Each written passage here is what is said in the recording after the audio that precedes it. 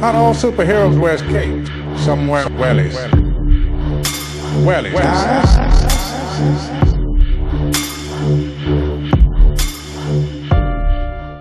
Hello everyone and welcome to another edition of the James Conway Experience, and we're absolutely blessed to have an in-person interview with what is and will definitely become one of the most forefront figures in Ireland with regards to telling of the truth and basically documenting what I perceive as kind of a downfall of Irish society in general.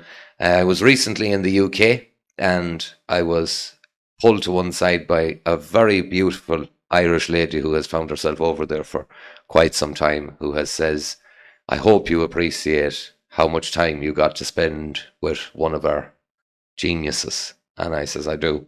So, author, journalist, Mr. John Waters. And at the very offset, everyone who listens, please try and make the effort to purchase this book, The Abolition of Reality. This is going to become the diary of what occurred that you will be able to give to your grandchildren, and perhaps they may be able to understand just how pernicious of an attack this was on our state. So John, thank you very much for James. coming to Dromore West once again. To be great pleasure. I love coming across the countryside this morning and looking at the, seeing Easy, all these places, the names I know, and that I, as a young fella, went to dances in that dance place. It's lovely to be here. It's a beautiful part of the country. Especially today now. Yeah. That was the first thing I said to you when I came in today. Yeah, I felt there's something very strong coming across the mountains there, that I had, because I remember that Easy, Paul Claffey from my hometown, Castlereagh, I used to run a dance there for years, way back. Yeah, the Seafield Hotel. The 70s. Yeah. And we used to the radio DJ, is it? Mm-hmm. Oh, right. Yeah. We used to go there, and it was a fabulous place.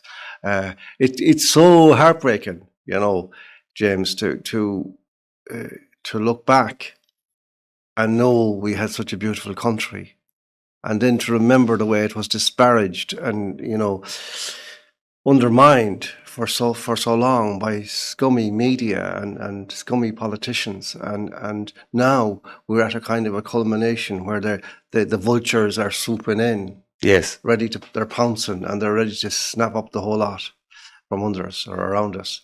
But it's still out there, the beautiful country, and the memories it has and all that. I adore this country, and I'm heartbroken by what's happening. On that point, I heard someone describing it as a corpse, and they said, it's like, it's not a pleasant occasion, but you can see a young person in a coffin, and they can be a beautiful person, a handsome young man or a beautiful young woman, but nonetheless, they're a corpse. That's right. And that's how I heard them describing the country. I was rather uncomfortable with it, but I thought, well, I understand how you would, James. Yeah, it's a very evocative image, though, into the imagination, because that's what it is. It's not a death that has come to its time, It's a death that a nation that never really got off the ground. Yes, that never really got to be to live, to be an adult, because we never were. That's been our greatest problem, Ireland. That we never shook off the consequences of our history. We never understood them. We never allowed ourselves to understand them. We refused to hear the true nature of our condition, arising from those hundreds of years of abuse and colonization and so on. And we kind of thought we could just shook it off, and sure, we're self-confident people now, and all this bullshit. And we weren't. We were an egomaniac with an inferiority complex. And we still are. But now we're suffering the consequences of that, which is that we never realized ourselves. We couldn't ever, because everything about us, everything about our so-called success was constructed, it was false, it was fake. The industry, the FDI, foreign and direct investment, it wasn't us. It's like I used to always say, we got our grandfather died and left us a building on the main street, and there was a shop downstairs and a few rooms overhead, and we couldn't figure out what to sell. So, well, we said, sure, we won't bother selling anything. We'll rent it out and live upstairs. Mm-hmm. And that's what we did. We've done that now for 40, 50 years. And the chickens are coming home to roost now. So, you know, it's awful to see, really. Can I hit you with this, Jan? Because I've been doing a lot of thinking about it. I recently began looking into some of the eminent psychologists and, you know, the psychological condition and that. And it strikes me that the Irish people en masse seem to be exhibiting every symptom of Stockholm syndrome that is possible to exhibit, which is, like I said it to you last night on the phone, we're in this room and we're trapped in the room. And instead of clawing at the walls and trying to break the window and making some attempt to escape, perhaps even attack the person who's holding you in the room, what we've decided to do is, well, if I sit quietly in the corner and pretend none of this is going on, perhaps I'll get enough food to last another day. That's kind of it, James. It's awful sad. It's an awful sad thing to hear articulated in that way, and to hear is made concrete. But that's exactly the feeling I have too, you know, about it. And you see, there is a history here. There is a scientific pathway to understanding this. It's the post-colonial condition. And I've been going on about this for nearly 40 years, writing about it. When I was in the Irish Times, going back to the early 1990s, I was writing about this.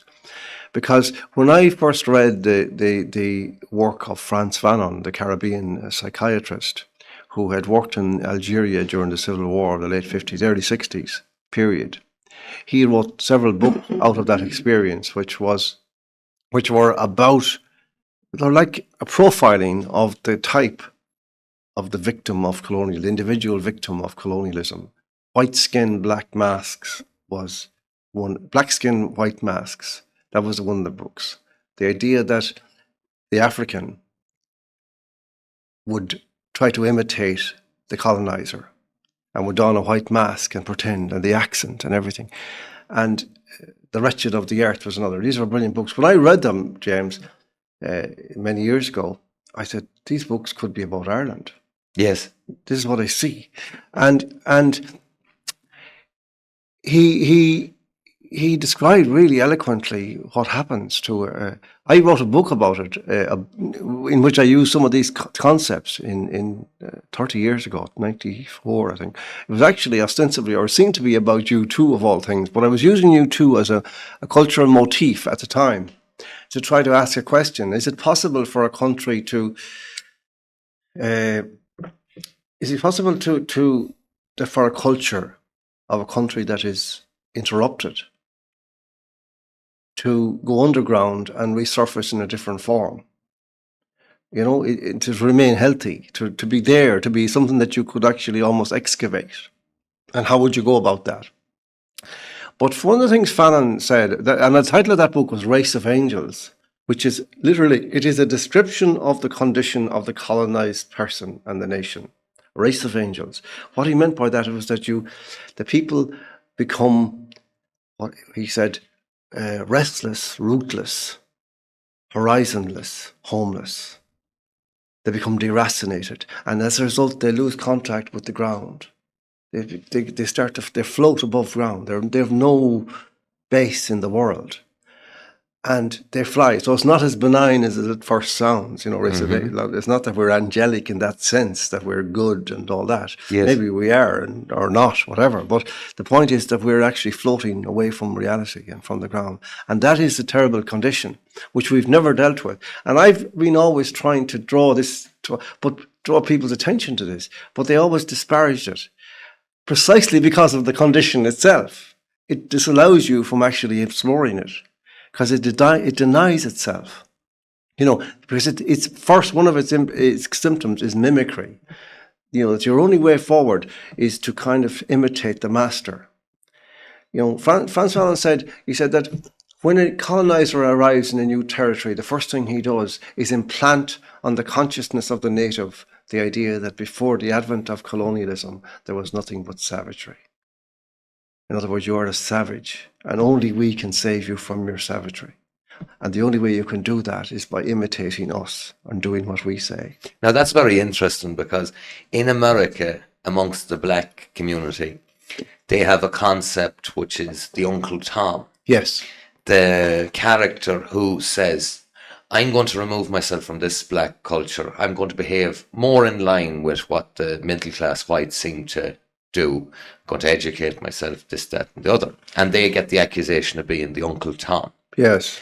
However, Thomas Sowell, he distinguishes in his book that the dangerous moment for the vast majority of black culture is when they realise that it's an imitation of Scots-Irish, of the middle part of England. He goes through it on an anthropological level, where he points out the words they use, the behaviour they exhibit is simply a copy of those original underclass of whites. Well, you see, this is so that's a kind of a slapstick. That's a kind of a pratfall that they stumble into. We stumble into different ones. Like one of the ones we stumble into is that we don't have the point of distinction that they have, which is black face against white face. Yes. Right? So I did one of my chapters in the book was actually called White Skin, White Masks. So we're caught in this double bind where we look the same as the colonizer. I saw what's the guy who used to do the Savage Eye, Darren McSavage, was it? McSavage, yeah. Yeah. And I thought it was one of the most intelligent observations I had ever seen in a comedy show. It was two Irish lawyers in New York going for the job. One was from Kerry, one was from Dublin. Mm. And it showed the perspectives that everyone was looking from. So the Kerry lawyer was looking at the Dublin guy, and he seen him with the monocle in his eye and the big suit, and he was a kind of a West Brit and all this. Yes. And then the Dublin lawyer looked at the Kerry one, and he seen the culture with the piece of straw out of the side of his mouth and all this. But when the American lawyer, who was going to hire them, came in, he saw two leprechauns. And I thought, that's the bit we're not getting. Yeah, perspective. Yeah. It's the classism in this country. The working class person is looking and they see the ha-ha and the monocle and they Yes. see the culture. But when it gets to America or the UK, they look here. It's not too far from those cartoons in the Victorian times. Yes. People's perception has not moved on. No, it hasn't. But there's another profound problem that has now arrived on our door, which relates very much to this. And that's the idea that there's a double bind that we have acquired as a result of being white, or so we say. Mm-hmm. I don't say white. I never say I'm white. Like I don't concede that at all. I don't think you're very white either, James, in fairness. You know, like this is all, it's an ideological description. You know, we're pasty-faced, maybe you would say, or depending on the time of year, we might have a bit of a farmer's tan. Or red at a Ruddy would be a good one, you know, but not white. Absolutely not. I'd never take a box saying I was white, because I'm not. And people use these terms like very loosely, and they accept them, but they're imports from a totally alien culture and a totally alien situation. But and not alone alien in the sense of being distant, but actually, you know, it's our problem. It's the other side of our problem. And what I mean by that is that, you know, like over the years, when I would try to raise this issue of the colonial thing, post-colonial thing in public, there'd always be some smart ass at the back and say, oh, of course, Ireland was never a colony of Britain. You know, we were part of the British Empire, you know, like, what? Who says? Oh, they said it. And we believed it? Yeah. That's exactly the problem. That's exactly the condition. And colonialism is not a question of necessarily tyranny in the normal sense. It's not necessarily a question of plunder. These are different separate issues. Colonialism is psychological assault on a nation. Yes. And The problem is that when by not acknowledging it, we have now blundered into a whole new trap, which is that in the world, in the time of mass immigration in the world, we are seen as white, even though we are in the same way the casualties of the period of colonization as are the Africans or the Middle Easterners or anybody else. We have an intense experience of that, the same kind that they have. Yeah. But we can't discuss that with them, and we don't. And they come in and they call us imperialists because they're ignorant.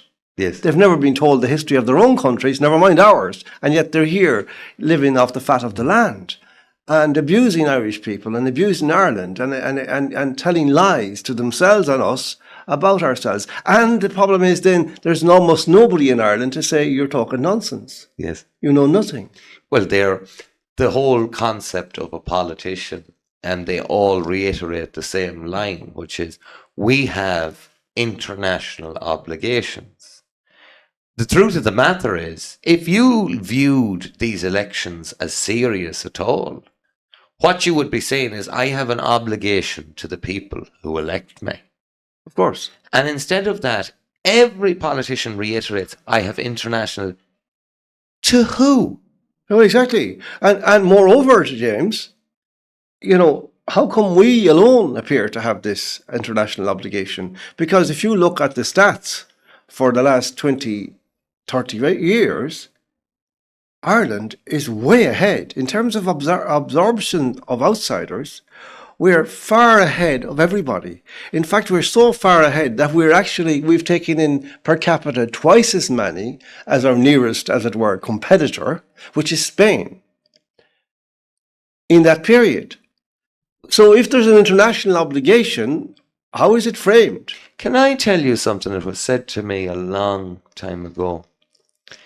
When I went to the UK first, an Irish guy. And he said, how'd you get on whilst you were in Ireland? And I said, I worked here and worked there. He says, were you able to live? And I says, yes. He says, were you able to live comfortably? And I says, well, for a young person, I was. I says, I had me van, and I says, I'd go and have a few pints on the weekend or that. And I says, but most of my mates was leaving then. Well, he says, if you could live comfortably in Ireland, you'll make it anywhere. Really? That was what he said. And he was of the total opinion that there are so many factors in Ireland put in your way of making it as a civilian, that if you loosen yourself from that death grip at all, which is America, the UK, Australia, any of these countries. Well, and the point I suppose I'm making is, as all of these people have been coming in, some of the best of our young people have been leaving. Yes. And now, me and Roshan were only on the phone to our brother. He's in Brisbane this morning, who had went for 12 months. Now it's running into years. He's not coming back. No.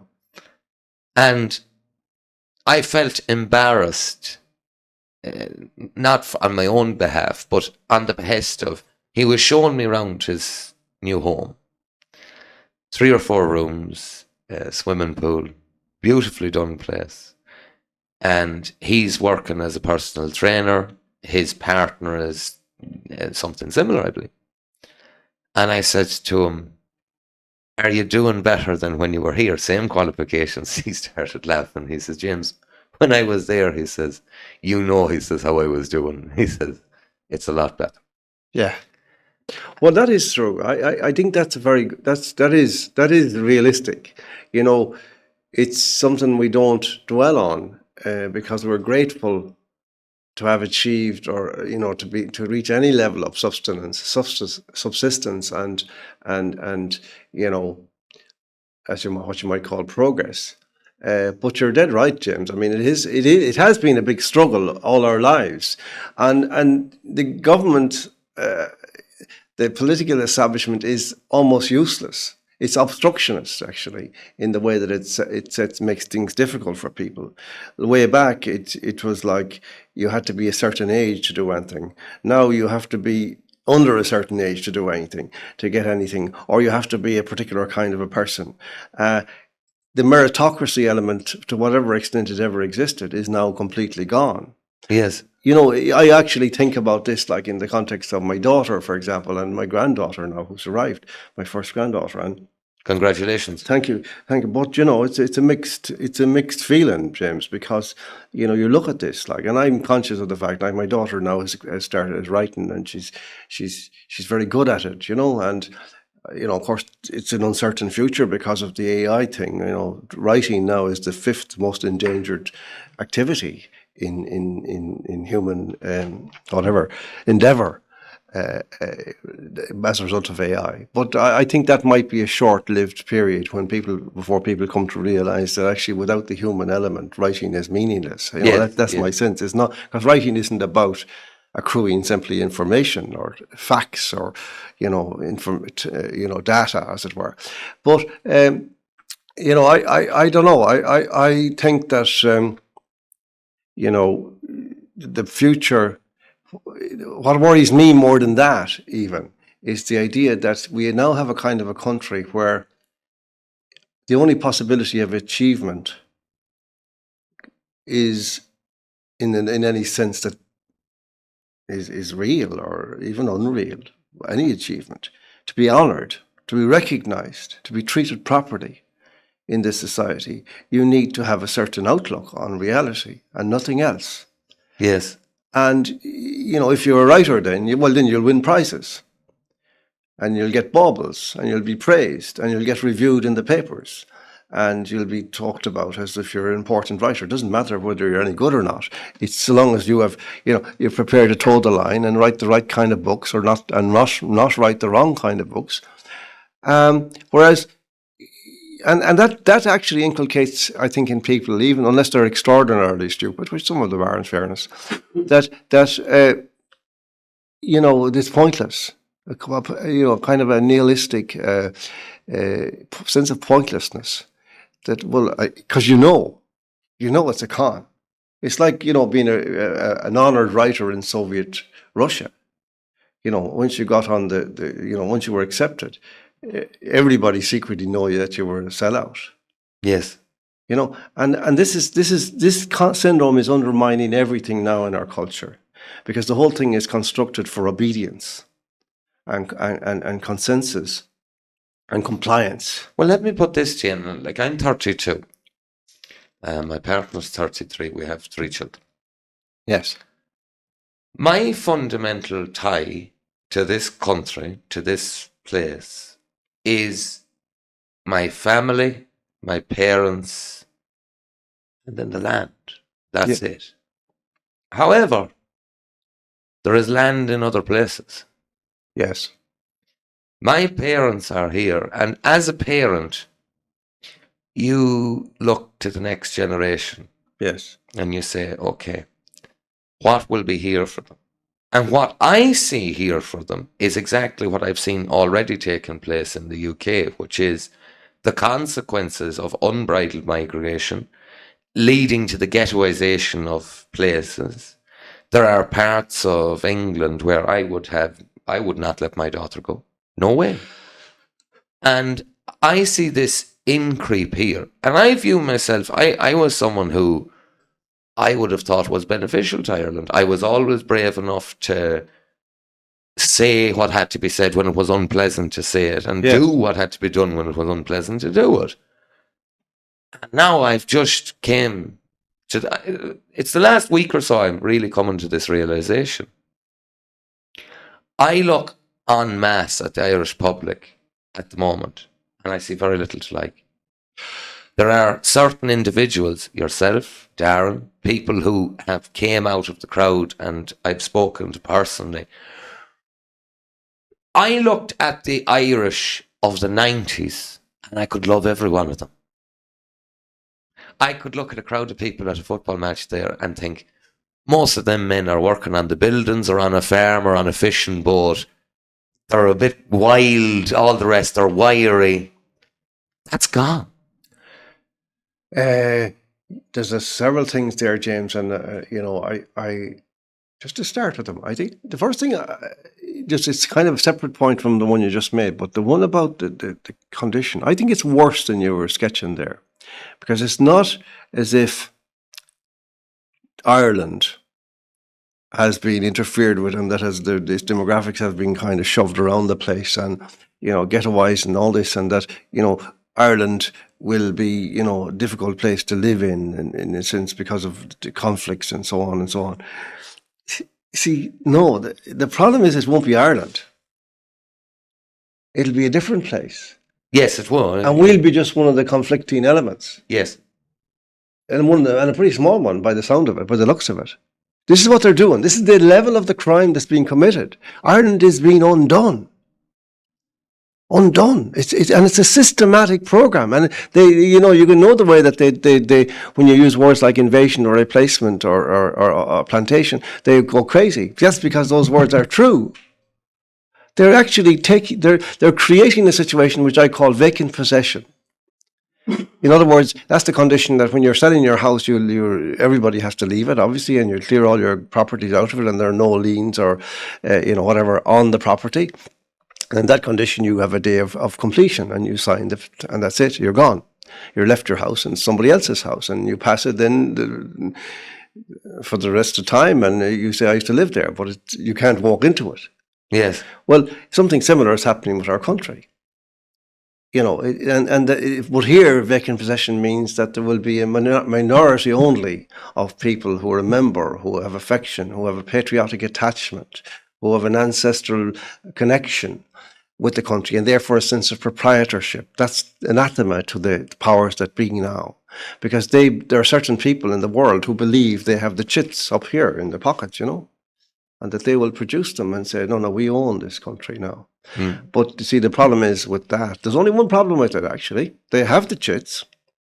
They're illegal. They're unlawful. This is a crime. They are the produce of crime, the proceeds of crime.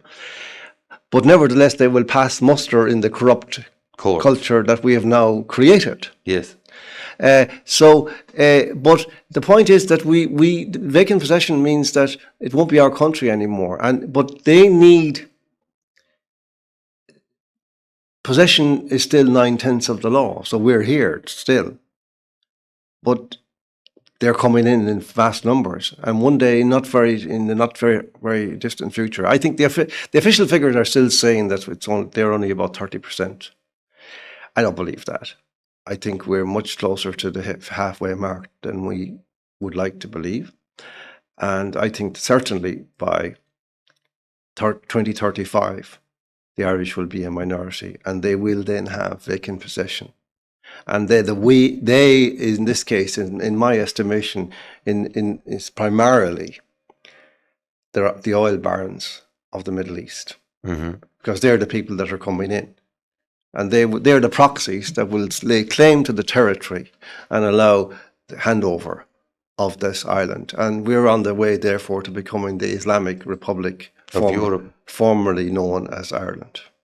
Well, that's a very interesting concept, because it's something that I described as Ireland could become the Amish colony of the Islamic world. Yes. And nobody is looking at it. Like, even if you think of the UK from a geographical standpoint, there's plenty of parts of England and Wales that would put you in mind of Ireland. But you were still dealing with a population that was at least 70 million, if not 80 to 90 million, because there's plenty of people who are unregistered. Whereas Ireland was between 4 and 5. Now, people don't think of that in relative terms. London is between 9 and 12, one city. You had an entire country that had half the population of a city. Yes. That's not hard to turn around very rapidly, especially when you have a death rate, the rate of which we have now at the moment, and an outward migration rate. Yes. It's staggering, James. I mean, let me just give you a little bit of a flavour of that, because you see, the figures are not emphasised. We have no media. We have a corrupt media, so therefore nobody's being told these things. The figure for increase in the population, Ireland's population is increasing very rapidly, if not exponentially. when you consider the different metrics, like not just incoming populations, but the level of increase among the alien population as compared to among the indigenous population, and so on, the birth rates, the fertility rates, and so on. But one metric I've heard is, since 2019 up to 2024, do you know the proportions of the increase level? Let's just say the increase is whatever it was, 1 point something million.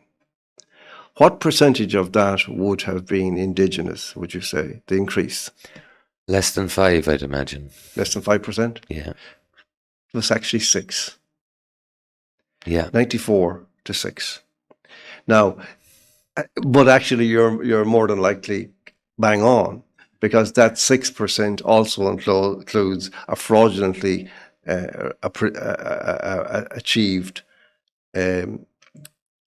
Well, there's nothing. There's an element of pseudo citizens who Yes. have bought their citizenship Yes. for 1,100 quid and are going around calling themselves Irish. Yes. Like the guy on the steps of the GPO there, or not the GPO, he didn't get that far, of Central Bank, who told an Islamic guy with a Middle Eastern accent, who stood up with a straight face and said that this is our country and we love this country more than the other Irish, which was us, by the way. Devil's advocate. Is he telling the truth? Do they love it more? I don't think they love it at all, James, but they wanted more. Yes. Yes. But Yeah, well, that's a different matter. well, you see, I go back to the boxing ring with a lot of things in life. Yeah. There's plenty of boxers who don't love fighting, but they might like the check at the end an awful lot.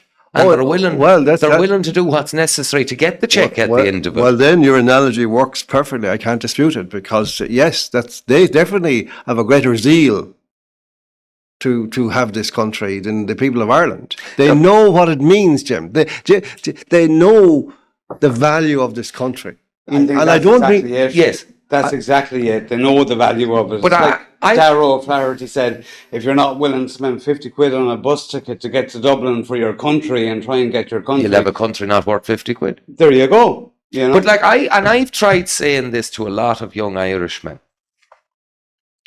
You do not know what it is to grow up in a place where there's no grass, there's no water, there's nothing. And then you land to a country where you can grow anything you want.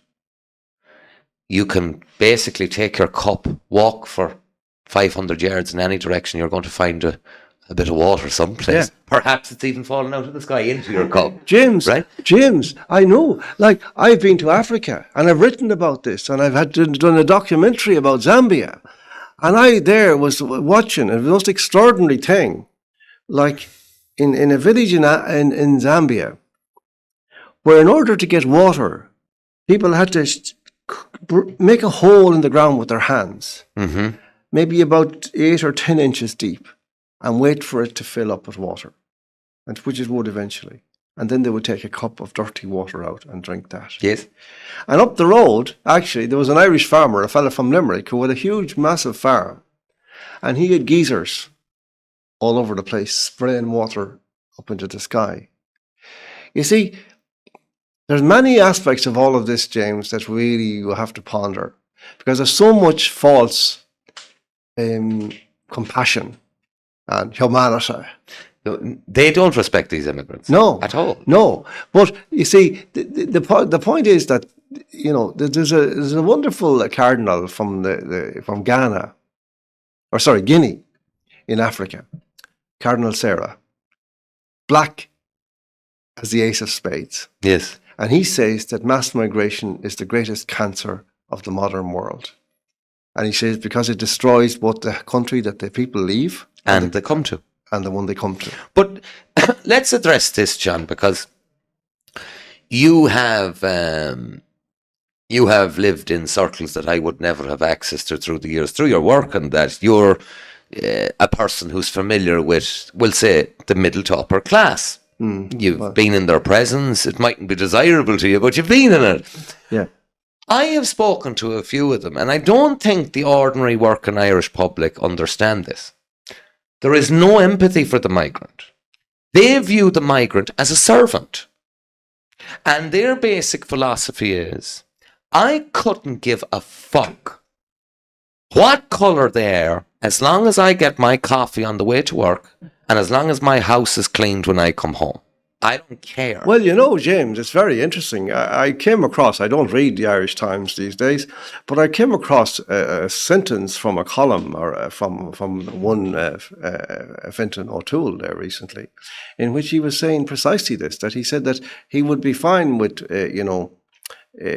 controls on immigration if those recommending them were prepared to do all the dirty work.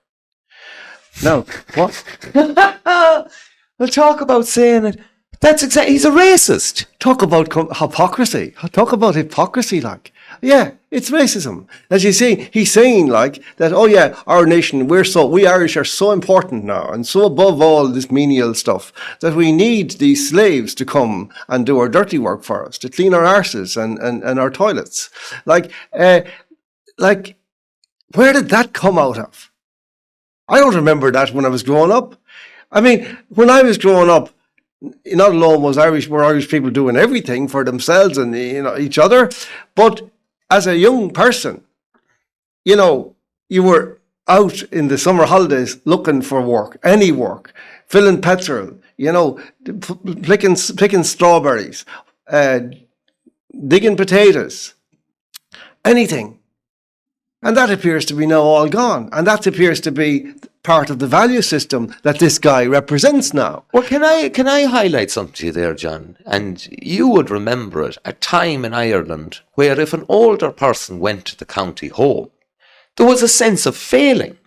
Oh, yeah. The family felt as, oh, God, we failed him. Yes. He's wound up in the county home. That's right. We weren't able, and it could have been right or wrong because some people are in a terrible state of health and they genuinely do need more care. Oh, there comes a point. There comes a point. But there's no... I have visited nursing homes in the recent past. And I have seen people that there's absolutely no necessity for them to be in there whatsoever. No, and they're terrible places. In my estimation, I've been in to visit people in those homes, and I have to lie down for hours afterwards. The sense of despondency that comes upon me, not because of the objective conditions, but because the way the people are, that they're medicated, they're sitting in rooms, there's no conversation. No. There's people ringed around the perimeter of a room. They're staring at a television screen up there in the corner, listening to Mark Cagney or some gobshite, and that's it. Like, that's their life. That's their death. That's the end of their life in this world, no matter what their achievement. I have gone in there and I've seen brilliant historians, brilliant writers that I knew, went to visit them there. I nearly burst into tears in front of them to see them in this room.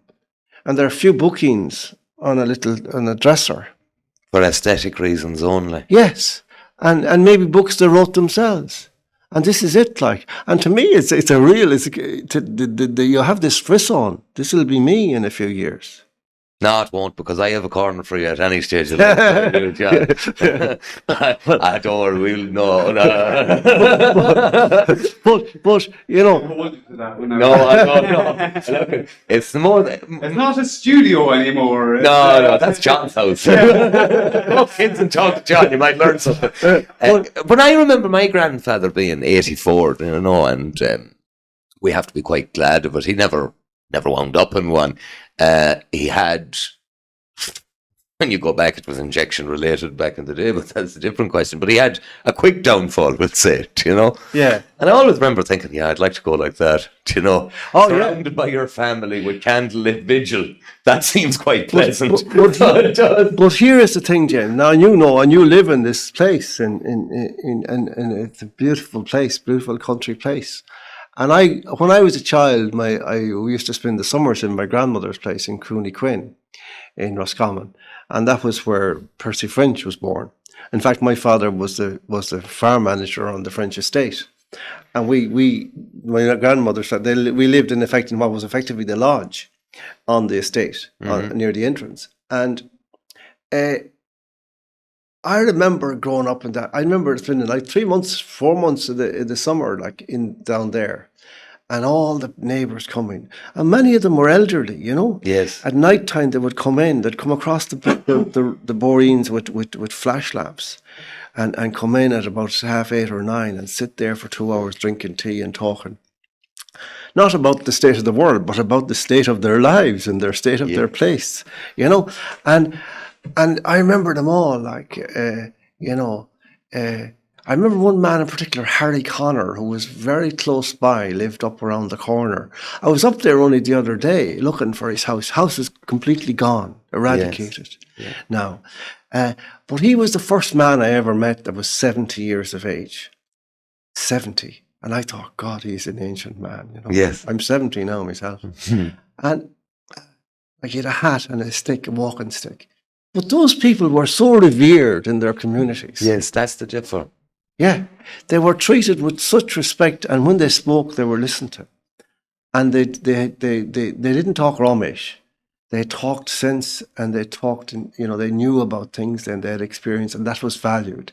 And you'd see them all over the countryside, like on a sunny day, and they'd sit out on the windowsill outside their houses. Maybe 2 or 3 of them from different would gather there to chat. You don't see that now, really. You don't see it in towns. Well, can I go even further? Because the entire townscape, landscape has changed. And I had this discussion with a friend of mine. We were recently at a funeral from my home area. And it was a parent of a good friend of mine. I had spent so much time in that house, and it was nice to hook up as well with what was my best friend growing up, but just through life for that, Yes. He went the college path, I went a different path. But we were talking after, and I says, God, doesn't the place look different? And he says, in what sense? And I says, well, you had the kids, like there was a lot of kids, every house. Now there's 2. Yeah. And everyone knows them because they're the only 2 kids. That's right. And they're lonesome. They're lonesome because they don't have you see, friends. They're both their brothers. Yeah. They're in the one house. But it's not like when I was there that you went across to that house, then that house went to that house, and everyone, there was bicycles at every corner, and we had a little shop at the end of the road. Kitty Hunt had the shop, and that shop is gone. Yeah.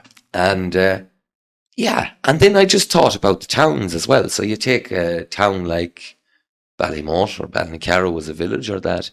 You had all these old characters that spent the majority of their day kind of wandering the paths, chatting to each other and chatting to anyone who passed them. None. No. Very few. It's becoming very bleak. It's becoming very bleak. And you see, all of these are symptoms of what's happened to our country. It's not like, you see, this is the amazing paradox that never before have we talked so much about progress and growth and development and modern and all this sort of nonsense. And never before, at the same time as we are losing everything worth having.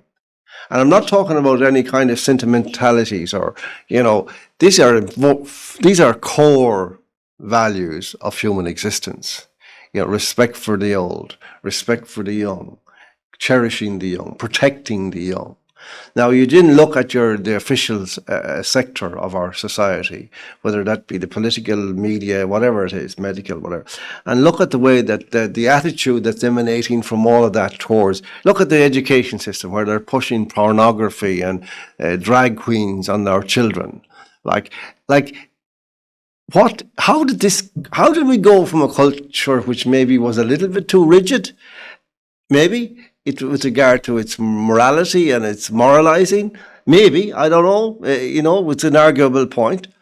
How do we go from that in a matter of a few years to a culture which actually is the opposite, which has flipped completely inverted itself and is now insisting that black is white and up is down. But it's all a matter, I think, of observation, because what the media depicts does not exist.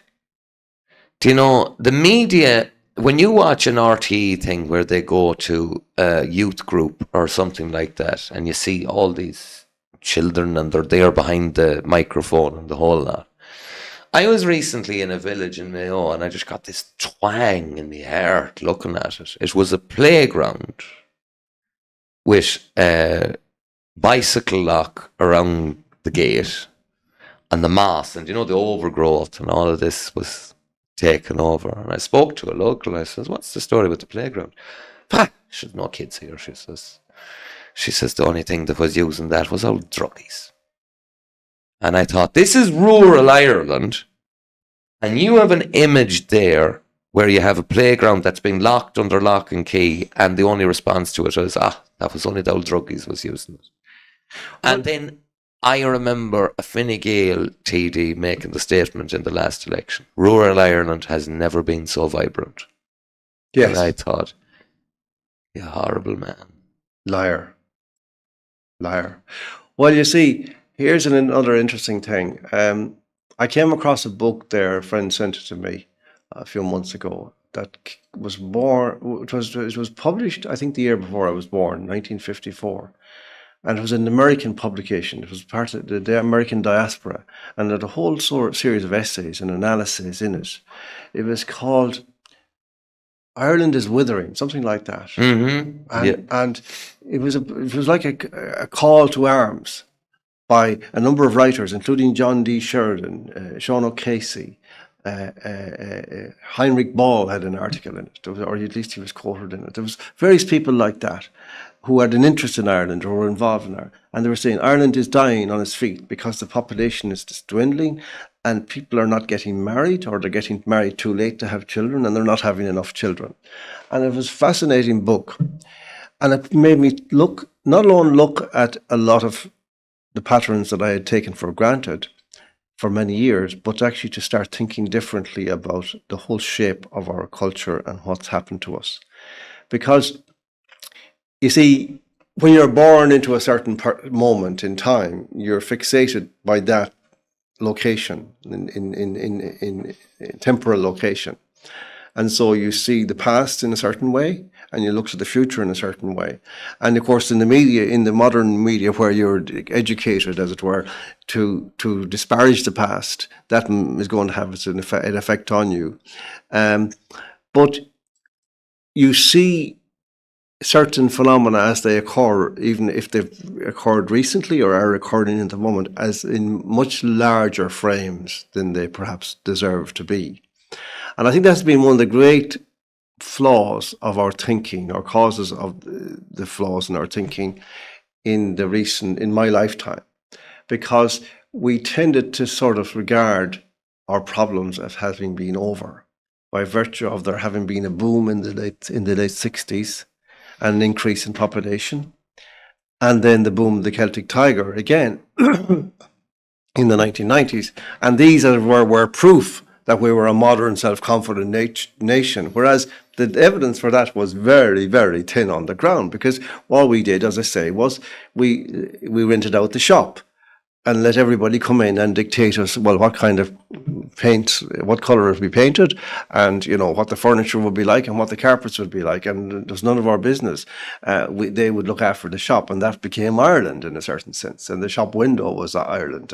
But if you actually stand back from the map, out of your own temporal spot, and look at the pattern of Ireland, say let's take it from the middle of the 1800s, say 1840 onwards, and the beginning of that period of the genocides that occurred in the 1840s. From then on, up to that point, there'd been an increase in population, quite a dramatic increase in the century before. But from the point, certainly from the 1850s onwards, it was all downhill. And if you actually look at the graph, James, it's quite shocking, because what you actually see is like it's a graph almost like that all the way. Yeah. Except you'll get that coming up there, and the same again maybe there, when the Celtic Tiger. But the underlying trend, as the economists say, is a trajectory in a straight line down. Yes. And we've recommenced this pattern now in the last few years, the last 20 years. Yes. Where you have, 60-odd thousand young Irish people leaving every year. Yeah. Maybe at least, maybe 100,000. And our natural increase is gone. Our fertility rate has gone through the floor. The excess, and I don't forget the excess deaths, which are now, according to Patrick E. Walsh, and I believe him, because he's done a survey with some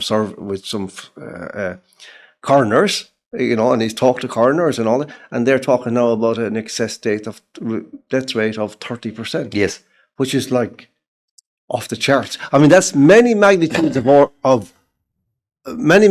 orders of magnitude beyond what would have been regarded as a crisis 25 years ago. Yes. Like if there had been a 5% differential year on year, people would say, what was that about? Well, apparently a blip of 2 to 3% indicates a natural disaster of some sort. That's right. That you've had an earthquake. That's right. That's yes. right. But so I'll say this. All during that psychosis period, the COVID period, or that great palaver that was put out was, follow the science, follow the science. Well, as far as I remember, science involves mathematics. And now we're looking at a population who, forget about the mathematics, forget about that. No. But John, can I put this to you?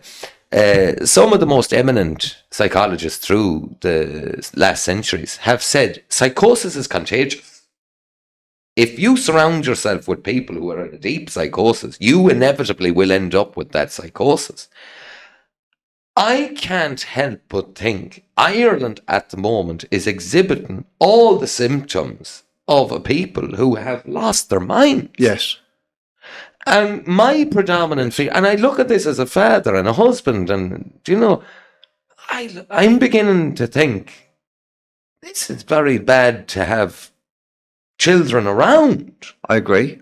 It's not rhetorical. This is not a rhetorical statement. I mean, you're describing what I see. I'm watching it, and what you said earlier, I didn't address it, but it is so true. It is hard to like the Irish people now. I mean, I watch them now in different situations, maybe coming off a plane, and I feel pity for them because they're so confused looking and so frightened looking.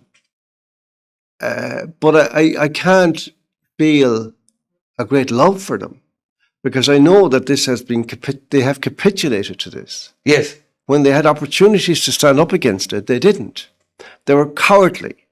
They have been, they've scapegoated other people rather than face the facts that the people that they were listening to were criminals. Yes. And scumbags.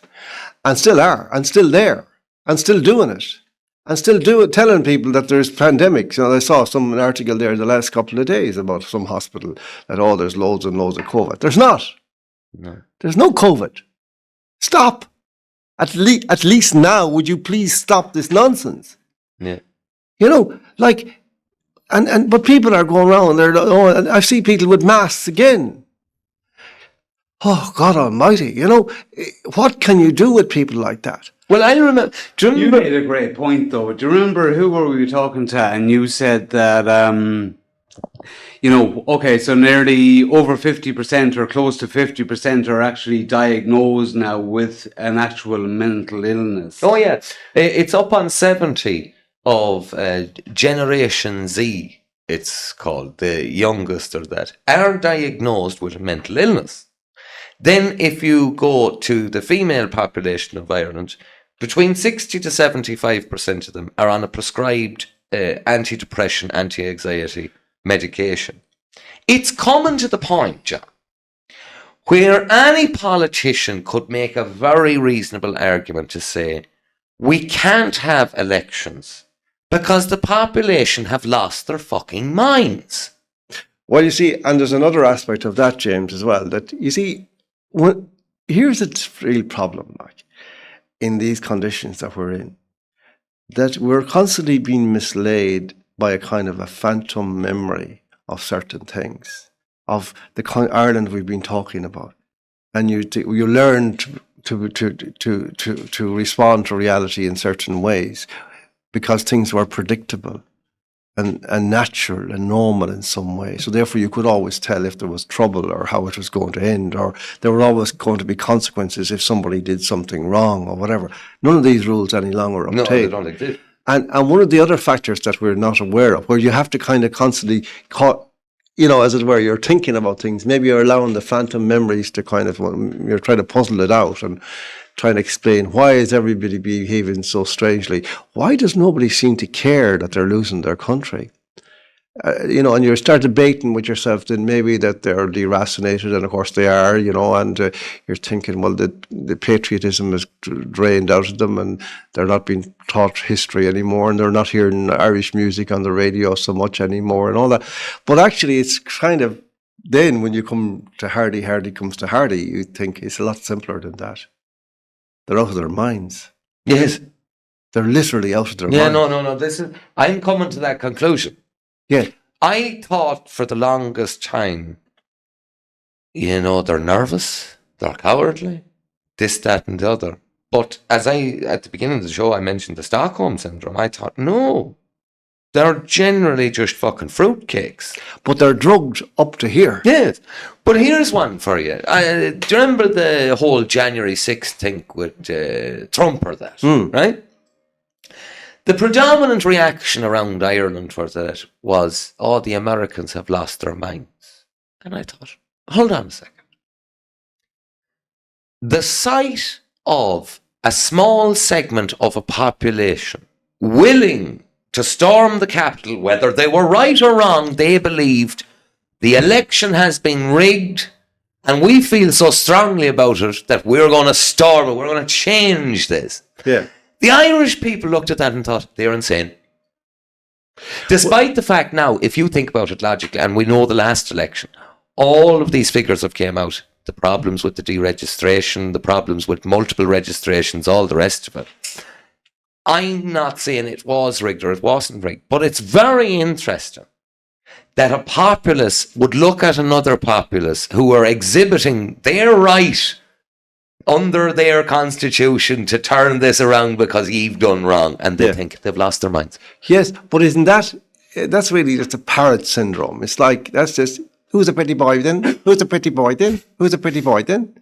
That's all that is, really, James. I mean, they hear that on the radio. They're told that that's what happened on the radio, and then they keep repeating it to each other, and they all laugh. It's not funny, but they always laugh. Like they laugh at Trump. Somebody says something about Trump and it's a joke, and everybody laughs. And like nobody says, actually, what's so funny about Trump? Yeah. Like what what aspect of Trump's actions do you dispute? Would you okay, if you have an objection to something, tell me, because maybe I'm sure he does. I certainly say so. Yes, we could have I've had this with multiple people. Yeah, we could discuss things that he's done wrong that didn't work. But they don't know. No. I'm telling you, John, the average person who makes, you know one of them, you'd be familiar with him, Darren. He does visit here regular enough. He's a nice man, lovely old man. Mm-hmm. But he goes, he'll blow up the world. Oh! And I went, why? Huh? What's going on in the Middle East of that? What's going on in the Middle East? Well, and it turns out the man was absolutely ill-informed. He actually knew nothing about it. No, he said... But he was happy to say, here's my little thing I can say that usually most of the people will go along with. He's read the punchline, but he doesn't know what the joke is. Yeah. And he keeps repeating the punchline. And people think he's read the joke, but he doesn't know what the joke is at all. So it's extraordinary. I see these people all over the place, and they look at me with funny stares and all that. There's a particular guy I see, and he has a kind of a catchphrase, he goes on about the orange orangutan in the White House, and to all his mates he's talking about this every day. I see him in a certain place, and he he's not getting the same laughs as he was in November last. Now their laughs are kind of very hollow now, but he's still at it. And there was a very funny incident happened there recently. I was sitting close nearby these people, the group of people. It was a good they're all elderly people, as I am myself. And one of them, I heard this voice, saying, "John, John."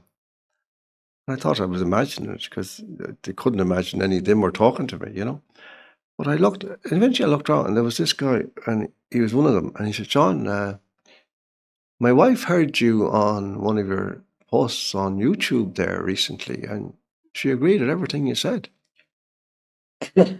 And I said, "Oh, well, thank you.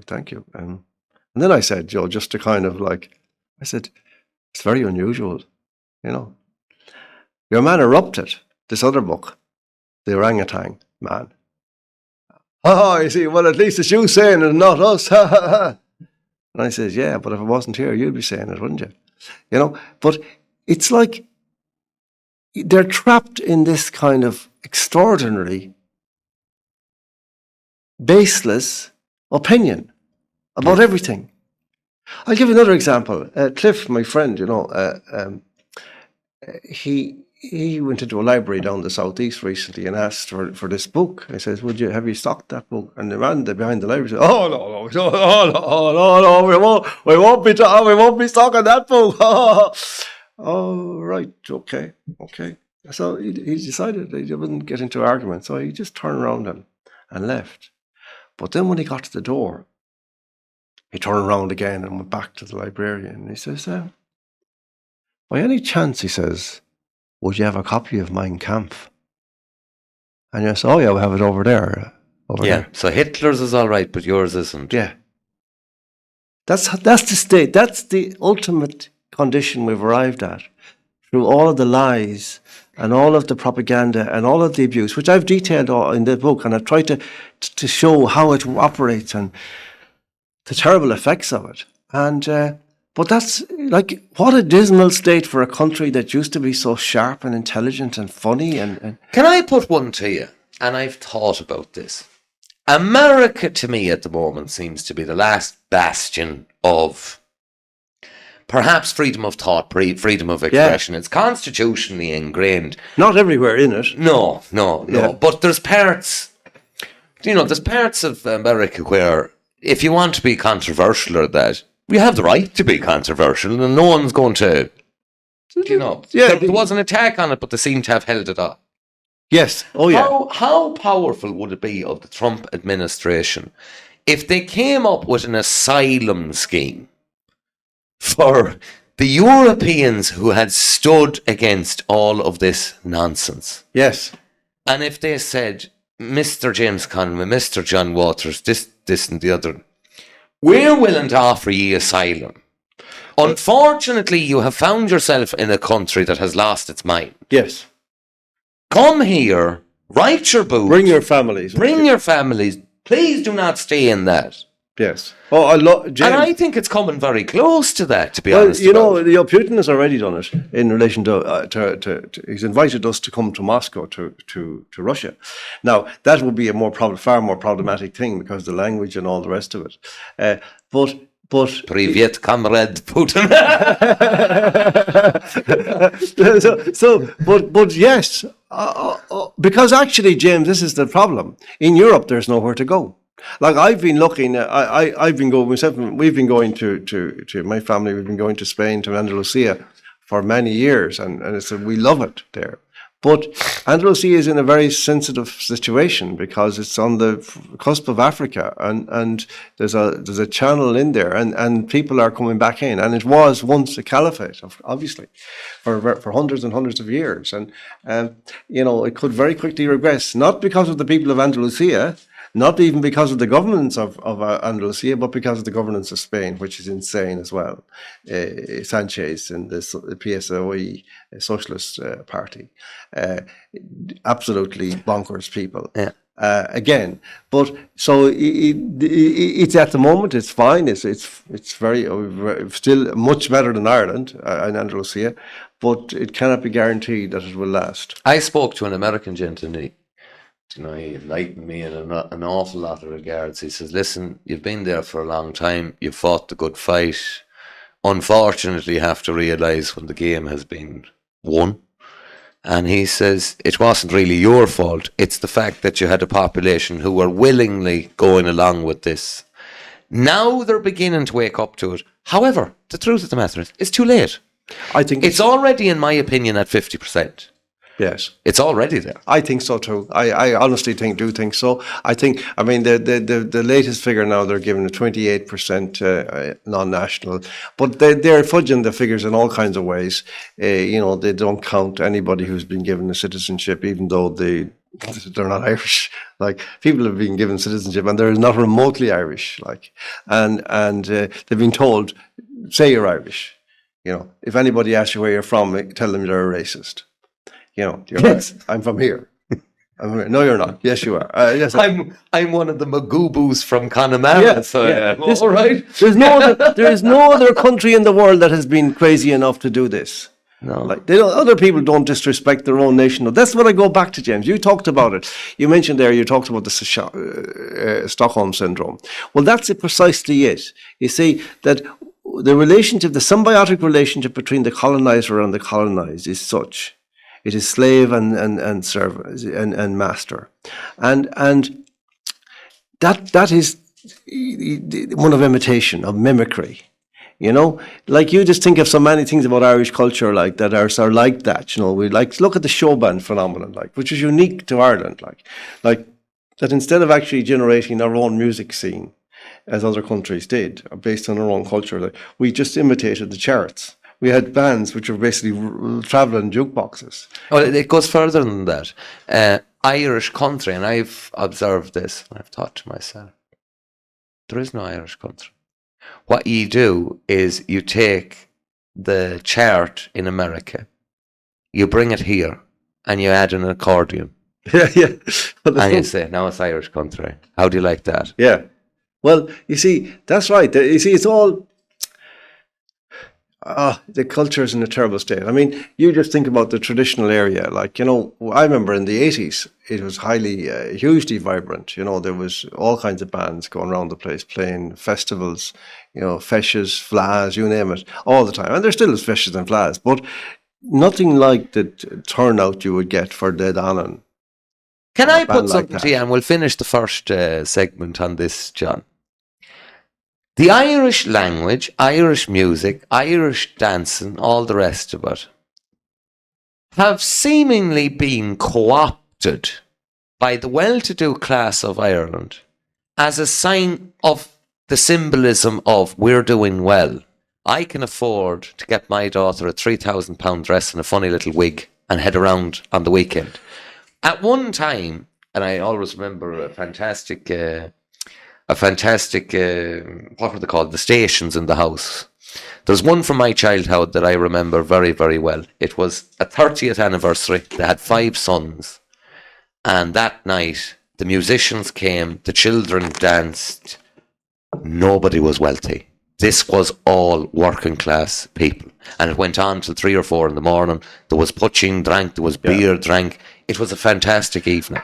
Well, that no longer exists. No, it doesn't. But here you're onto something big there, James, and it's actually worse than that, because what these upper class types, middle class types are actually doing, they're the ones who are pushing the mass migration into Ireland, but for other localities, for other neighbourhoods, not theirs. Yes. And one of the reasons that they're sending their children now, in fact, the primary reason in many instances, to Gaelscoilne, is not to be around those. Yes. And they can pontificate all they like. Oh, my child goes to Irish. I'm very patriotic, you know. Like, you see, but in reality, like Irish musicians have to go abroad to make a living. They have to play in Germany and the United States to get a decent audience, or Italy. And they're loved, they're adored there. I've seen it. But here's the point, like, that go back to the colonial thing, that Fanon says in this, and it's a very brilliant analysis in The Wretched of the Earth, where he talks about what happens to culture in the period of colonization. It's in effect that it goes underground because people lose contact with their own culture, and thereafter they cannot recreate it. And it turns, therefore, into artifacts and customs as opposed to culture. Culture is a living thing. It needs to be alive all the time. But the flame has gone out and they can't find the source. They can't find the wick to light it again, as it were. And this is the fundamental problem of Ireland, that it has never had a cadre of artists in any generation who are capable of undertaking that project to find the wick and relight it and recreate the culture which would be alive. That was what I was trying to get at in Race of Angels, that this project was undone. And maybe that's what Joyce talked about, the uncreated conscience of our race, that was the role of the writer. It's still undone. And we've all these Ponzi guys trying to pretend that they're all in the tradition of Joyce, but they don't even know what Joyce was on about. Joyce was trying to create a new mythology for Ireland based on the Greek mythology, but rooted in Ireland, in Dublin. And that's never been successful. You see, there's a terrible paradox. I've talked about this many times, that there's a terrible paradox about Ireland because of its kitchification. That because it became such a beautiful place, regarded as such a beautiful place, and because so many of its people had left and became nostalgic and sentimental about it and wanted to come back, that certain emblems of Ireland that were just everyday became like kitsch, like the thatched cottage is a classic example. That it's like a cliched image of Ireland, but it's also a house.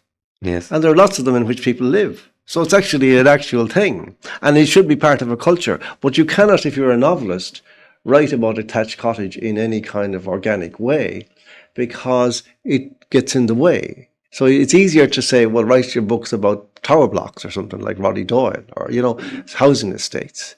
Because if you write about that thatched cottage, you kind of, you get caught in that trap that Patrick Kavanagh used to talk about the concept, the difficulty of Irishness.